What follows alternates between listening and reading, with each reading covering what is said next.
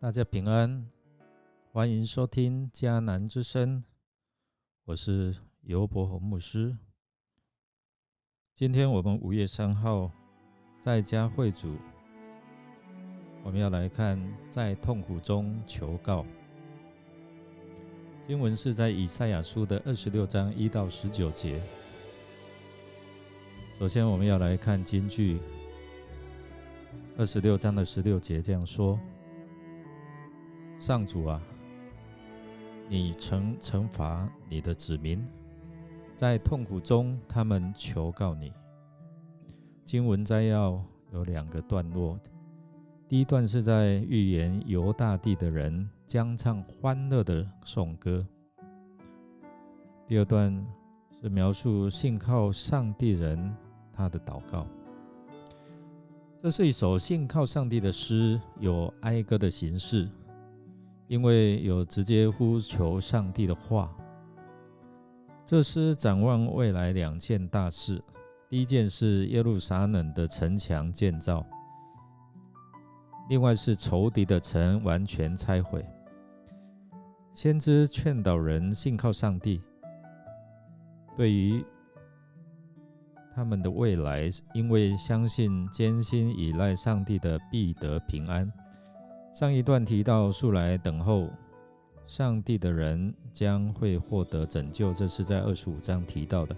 这里提到的持守忠信、持守信仰的人将能进入上帝的城，所以这里是提醒我们，坚心依赖上帝的是他们得着平安的关键。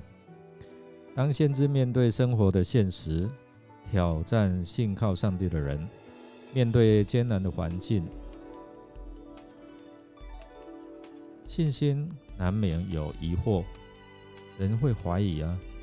但人应该记得，过去上帝如何拯救，他如何爱护，他如何怜悯，以及他展现他的大能。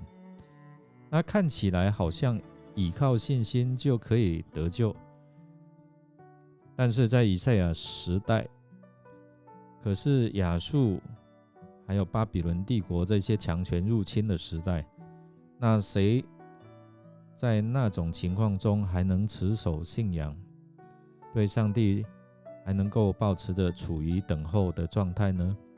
我们来默想，如果你正面对你自己环境所带来的艰难和困苦，对于先知所说的只要坚心依赖上帝，靠着信心就可以得救，你在这样的环境，你是否依然可以坚信上帝的带领，等候他给应许的盼望？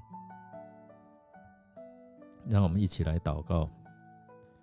主啊，当我们面对自己的困境时候，求你坚固我们的信心，使我们能够信靠你的带领，和盼望你应许能够实现在我们生活当中。我们这样祷告是靠耶稣基督的圣名求，阿们。